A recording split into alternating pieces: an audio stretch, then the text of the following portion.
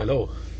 I just wanted to say a few words about the idea of convincing everyone that the danger and the potential catastrophe that is unfolding in Ireland is worthy of their attention and is worthy of their action, and indeed by you sharing it with them, you're calling them to action in this country, okay? And I can see it said by a lot of people that most people are asleep and they're sheep and they're unaware and they're blissfully ignorant. I don't believe that people are unaware of what's going on.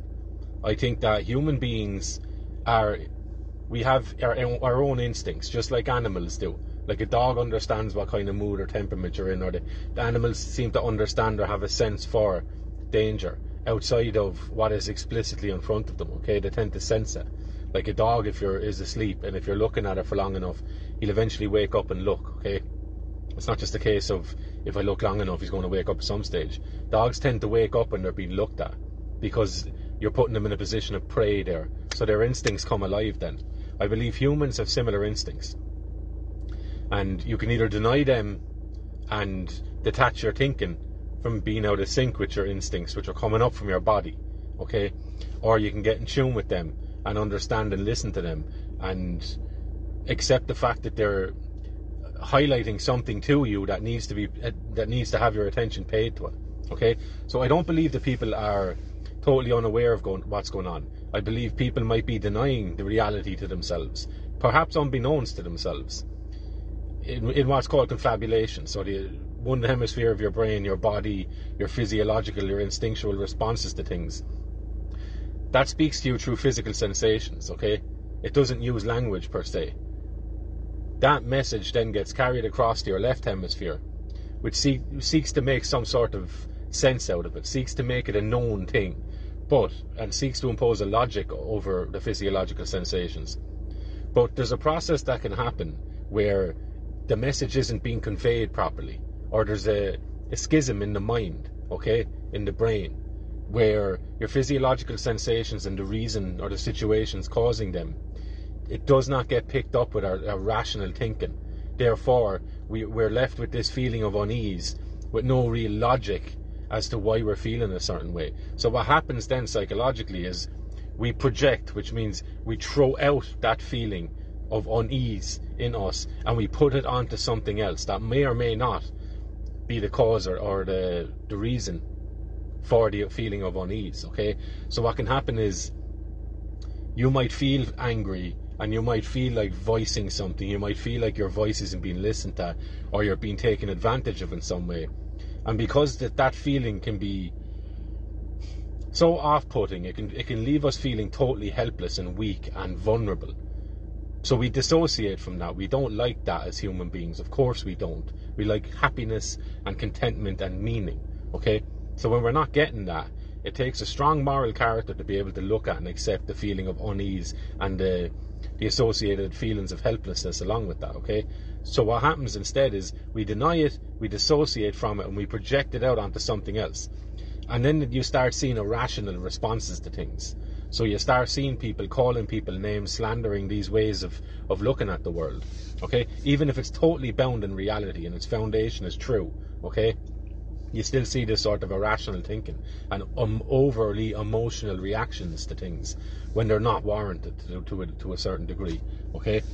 So I accept that in all people. That's the way I see it. I believe that people their instincts are lighting up and they're being hoodwinked into believing that the cause of those unease in people is not what it really is. Okay, that energy is being siphoned off into something else. Okay.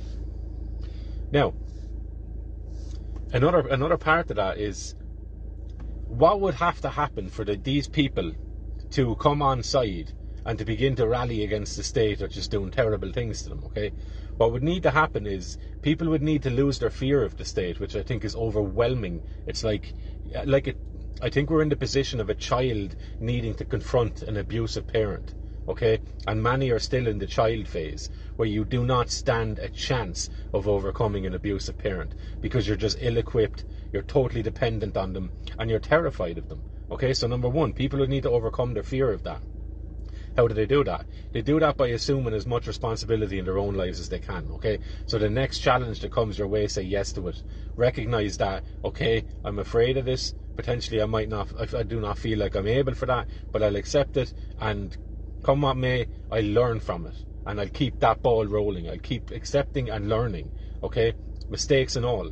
Because it eventually comes good as long as you're on that path of wanting to develop, nurture yourself, be honest with yourself, have self-respect, and overcome what is the Tennyson thing, stepping on the stones of our dead selves to higher things, okay? That sort of an attitude. So there's more than one death in life all of a sudden. Now you're in the process of initiating yourself into life, which is taking and accepting challenges, having them beat the brows off us for a while, but still maintaining the idea of getting stronger, getting better, getting more active, and uncovering things about ourselves that we probably denied or that we were unaware of, okay? Number 2, dependency on the state. What would we need to do in order to get people to sidestep that and move away from that? Because it's a serious addiction that people have. It's a lovely safety blanket that you can make a hames of things and the state will bail you out. Okay, so we would need to make a situation that offers people, we would need an alternative to the state that offers people as much comfort or potential comfort as the state does at the moment. And where we all stand now, the Irish people are not in a position to offer that to the bulk of the average person. So because of that, you're not going to get too many on side, when to take that side would involve a threat to their livelihood, perhaps a threat to their family, run-ins with the guards, perhaps court dates, reputation tarnishing, the whole shebang, okay? So up until the point where we get really, really honest with ourselves and understand that we need to use the strengths that we have, build a community. It doesn't have to all be living in the same village, but build a community where people can do things for each other, where we can make each other's lives a little bit easier, given the natural strengths and abilities that we all have, okay? Regardless of what that is. I'm not talking about qualifications or any of that nonsense. I'm talking about you as a human. You have skills and abilities that can help alleviate some suffering in other people's lives, okay? Make people's lives a little bit easier. We want to be around people who make our lives easier.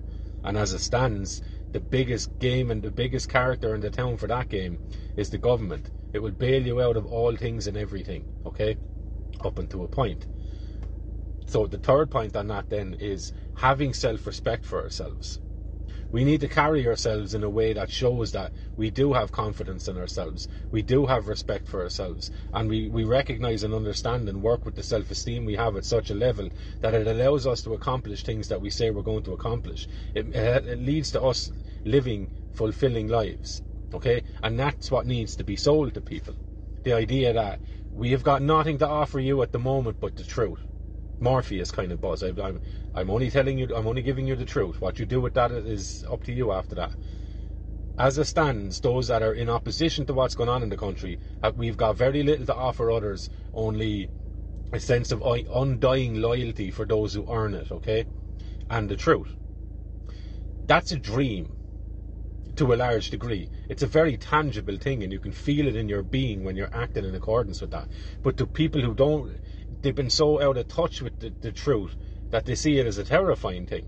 Because in order to understand the truth and to live in the way of truth, you need to forego your dependency on the state, on the 9-to-5 predictability of what you're told to do every day. Okay? That's terrifying to people. Terrifying to people. Now, will it bring some people on side? Of course it will. Will it gather most people? Absolutely not. And I think the only thing outside of rational discourse, making friends, familiarity, a little bit of communal spirit, that sort of stuff, and a laugh, of course. We like to laugh. The only thing outside of that will bring or force other people to finally take a stand on things, it's not going to be your philosophical worldview or your political system or some dream you have of Irish people all uniting together because that's their race, okay? Time and a place for all of those things, but it's very rare you're going to get people to bandy around that, okay, and use that as a centre pole. The idea of, I will die destitute and poor, but my kids will be free and I'll be after doing the right thing. Good luck selling that to 99% of the people. Okay? Read history. History will tell you that you're at nothing doing that. Okay? So outside of all that thing, I think the only thing to stop people denying reality is when their personal reality becomes undeniable.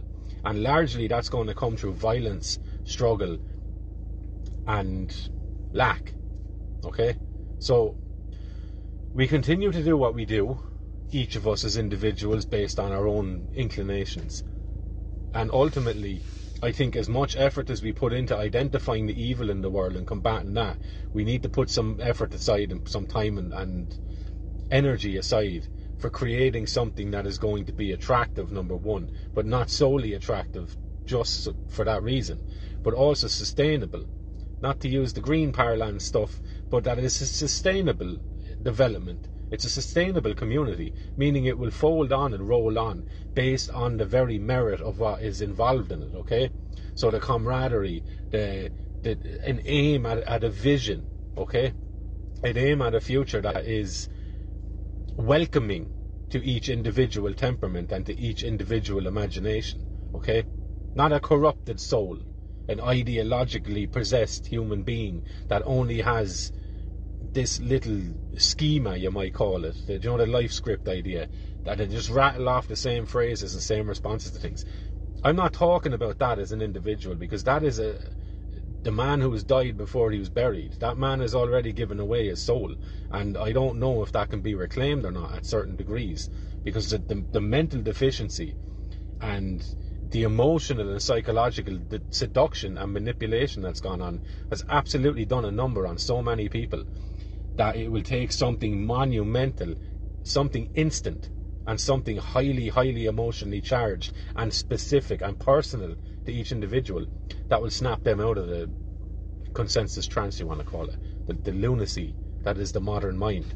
We are living in some severely, severely dark ages, okay? And it's not through lack of information, because it's there if you want it. It's through an apathy. We've been given everything material that we could ever hope and dream of, particularly as Irish people. We're kind of new to the game of flourishing in any way, okay? But we've been also spoilt by it. You know, the idea of a child being spoiled by being given everything that it wants without having to delay gratification and to overcome obstacles. That's what's happened to us over the last couple of generations. We've been sedated. We've been entertained to death, as the saying goes, okay? And we've accepted that. We've accepted the easy life, because what happens, the reward we get is the easy life. We get bailed out, we get looked after, and we get occasionally a few nice words said about us by those we see in high office, okay? But the price you pay for that is when you give up your responsibility for your duties and for your own nature and the way that is aimed. Someone else takes that, and we have sold our responsibility to malevolent creatures in this country, and now they're absolutely doing a number on us. So what everyone's threshold is in terms of actually standing up and saying no more, I don't know. It's different for all people.